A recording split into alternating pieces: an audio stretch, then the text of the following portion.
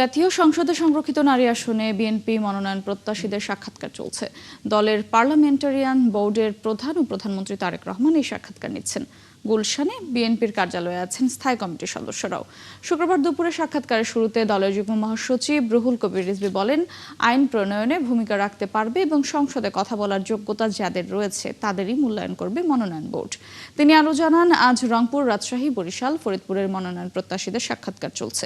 শনিবার সাক্ষাৎকার নেওয়া হবে ঢাকা, চট্টগ্রাম, কুমিল্লা, সিলেট ও ময়মনসিংহ বিভাগের মনোনয়ন প্রত্যাশীদের।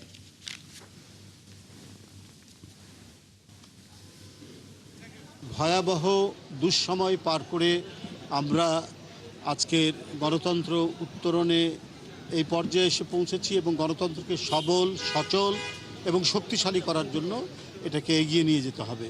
সেই ক্ষেত্রে মহিলারা যে অবদান রেখেছে বিগত 15-16 বছরের আন্দোলনে, 17 বছরের আন্দোলনে, নিঃসন্দেহে তাদের সেই অবদানকেও মূল্যায়ন করা হবে।